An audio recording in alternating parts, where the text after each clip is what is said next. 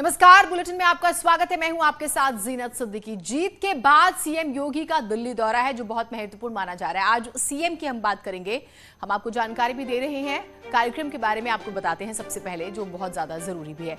आज दिल्ली दौरे पर रहने वाले हैं मुख्यमंत्री योगी आदित्यनाथ और अब देखिए सुबह 11:30 बजे वो हिंडन एयरपोर्ट पहुंचेंगे।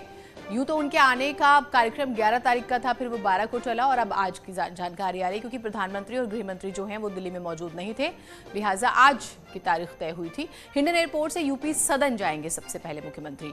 उसके बाद जो है आज पीएम मोदी से सीएम मुलाकात भी करेंगे।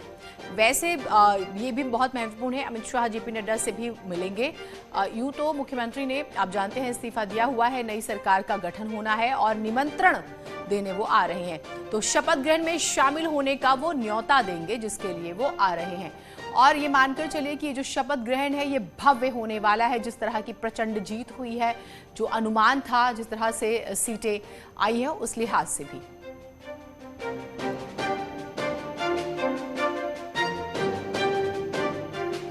हमारे साथ हमारे दो सहयोगी जुड़े हुए हैं। लखनऊ से अनामिका हमारे साथ है और दिल्ली से पवन जुड़े हुए हैं। सबसे पहले मैं लखनऊ से अनामिका का ही रुख करती हूँ।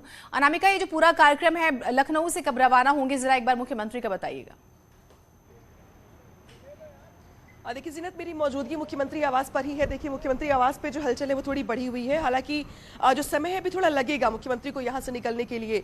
यहाँ से निकलकर मुख्यमंत्री सीधे एयरपोर्ट जाएंगे, एयरपोर्ट से फिर वो इसके बाद वो हिंडन जाएंगे। लेकिन बड़ी बात यह है कि ऐसा नहीं है कि पहली बार मुख्यमंत्री योगी आदित्यनाथ दिल्ली जा रहे हो। इसके पहले भी सीएम कई बार 5 साल के कार्यकाल में इसके पहले भी गए हैं, लेकिन आज मौका बड़ा है। सरकार बनने के बाद, उत्तर प्रदेश में कमल खिलने के बाद दोबारा मुख्यमंत्री योगी आदित्यनाथ जब दिल्ली जा रहे हैं, बड़े नेताओं से मुलाकात करेंगे, तो नई सरकार के प्रारूप को लेकर, नई सरकार के गठन को लेकर तमाम बैठकें होने वाली हैं। पीएम मोदी से लेकर के अमित शाह से लेकर तमाम नेताओं से मुलाकात होने वाली है। आपने इसके पहले जिक्र भी किया कि मुख्यमंत्री योगी आदित्यनाथ की मुलाकात नेताओं से होने वाली है। सबसे पहले मोदी से मुलाकात होने वाली है, चूंकि कल भी पीएम मोदी दिल्ली में नहीं थे, परसों भी दिल्ली में नहीं थे, लिहाजा जो कार्यक्रम था सीएम का वो 11 को टला, 12 को गया, फिर 12 के बाद माफ कीजिएगा आज वो दिल्ली के लिए रवाना हो रहे हैं। तो ये अपने आप में महत्वपूर्ण हो जाता है आज दिन भर का कार्यक्रम। लेकिन इसके पहले कल देर शाम 7 बजे के बाद मुख्यमंत्री आवास पर महत्वपूर्ण बैठक बुलाई गई थी, जिसमें तमाम जो यूपी के बड़े नेता हैं बीजेपी के, वो शामिल हुए थे। माना यह जा रहा था कि दिल्ली जाने से पहले ये जो कोर ग्रुप की बैठक हुई है दिल्ली जाने से पहले लखनऊ में मुख्यमंत्री आवास पर, वो नई सरकार के प्रारूप को लेकर ही हुई है। अपनी ओर से एक रिपोर्ट, अपनी ओर से एक आकलन तैयार किया गया है, जो जाकर के दिल्ली में भी बताया जाएगा, उसके बारे में जानकारी ली जाएगी। इसके बाद से नई सरकार को लेकर के जो ऊपर से निर्देश मिलेंगे, शपथ ग्रहण की तारीख तय होगी, उसको लेकर की बातचीत होगी। और जब मुख्यमंत्री लखनऊ आएंगे वापस, तो नई तारीख को लेकर सामने आएंगे, शपथ ग्रहण को लेकर, और नई सरकार के पूरे ब्लूप्रिंट को लेकर लखनऊ वापस आएंगे मुख्यमंत्री दिल्ली में बैठकों के बाद। ठीक है नामिका, तो दिल्ली आ रहे हैं, तैयारियां जो है यूपी में पहले ही हो चुकी हैं एक तरह से। पवन हमारे साथ जुड़े हुए हैं। पवन, दिल्ली किस तरह से तैयार है, ये भी बहुत महत्वपूर्ण। बेशक से मुख्यमंत्री कई बार आए, लेकिन इस बार का आना बहुत महत्वपूर्ण है। देखिए, जाहिर तौर पर क्योंकि नई सरकार बनी है और इतनी बड़ी जीत भारतीय जनता पार्टी को उत्तर प्रदेश के अंदर मिली है, तो उसके बाद में दिल्ली में हलचल बढ़ना बहुत लाजमी सी बात है। क्योंकि अब तमाम जो नया मंत्रिमंडल होगा उसमें पुराने कई सारे चेहरे हार गए हैं या कई सारे चेहरों को अब वापस संगठन की ओर शिफ्ट किया जाएगा। तो ऐसे में नए मंत्रिमंडल का स्वरूप कैसा होगा, कौन कौन लोग उसमें शामिल होंगे, किस तरह से कास्ट का इक्वेशन तैयार किया जाएगा, किस तरह से एरिया वाइज एक इक्वेशन तैयार किया जाएगा, तो इन सब बातों पर दिल्ली में केंद्रीय नेतृत्व के साथ एक बड़ी चर्चा होने वाली है। पहले मुख्यमंत्री जो है वो 9 बजे सुबह दिल्ली पहुंचने वाले थे, लेकिन अब उनके कार्यक्रम में बदलाव हुआ है।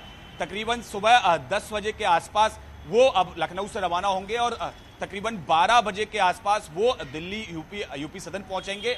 उसके बाद में तमाम बड़े नेताओं के साथ उनकी मुलाकात होगी। उसमें रक्षा मंत्री राजनाथ सिंह, उसके साथ साथ बीजेपी के राष्ट्रीय अध्यक्ष जेपी नड्डा, गृह मंत्री अमित शाह, इन 3 लोग के साथ आज मुलाकात होनी है। उसके साथ साथ प्रधानमंत्री से भी मुलाकात कर सकते हैं, हालांकि अभी उसका समय कंफर्म नहीं हुआ है, क्योंकि कल प्रधानमंत्री देर शाम तक या कहें देर रात तक अहमदाबाद में मौजूद थे, लगातार कई ठीक है पवन, और ये बहुत ही महत्वपूर्ण बात है कि जो मंत्रिमंडल होगा उसमें 24 की झलक नजर आएगी। कुछ राजनीति के दिग्गज ये भी कहते हैं, तो बहुत महत्वपूर्ण तरीके से मंत्रिमंडल तैयार किया जाएगा। मैं आपके पास आती हूँ, अमित हमारे साथ जुड़ गए क्योंकि हिंडन एयरपोर्ट ही पहुंचने का सबसे पहले कार्यक्रम है। तो जरा अमित हमें बताइएगा क्या जानकारी है। 11:30 बजे ये कहा गया कि मुख्यमंत्री पहुंचेंगे, तो वहां पर किस तरह की तैयारियां हैं, जरा बताइएगा।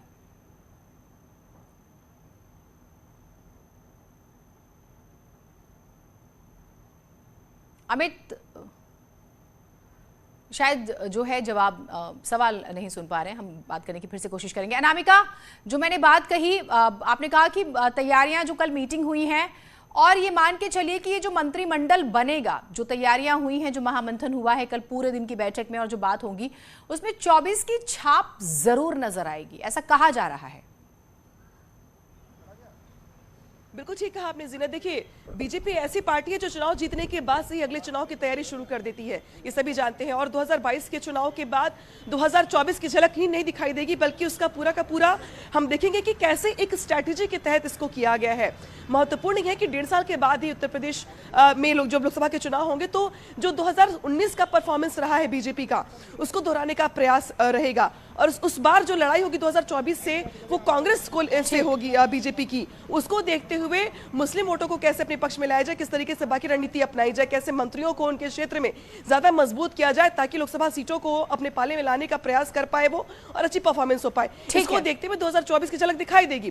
लेकिन हाँ, ये भी महत्वपूर्ण है कि देखना ये होगा कि पिछली कौन कौन से चेहरे ऐसे थे जिनको दोबारा जगह मिलती है, नहीं मिलती, एमएलसी बनाने के बाद डिप्टी सीएम बनते हैं, नहीं बनते हैं, बेबी रानी मौर्य से लेकर के केशव मौर्य, दिनेश शर्मा, इनकी भूमिका क्या होती है सरकार में, नहीं होती है, इनकी भूमिका 2024 में क्या होगी, बहुत सारी बातें। ठीक है, इस पर हम नजर बना के रखेंगे। क्या कुछ जो ऑफिसर्स अब नौकरी छोड़कर जब आते हैं राजनीति में, क्या उन्हें भी मौका मिलेगा, नहीं मिलेगा, ये बहुत सारे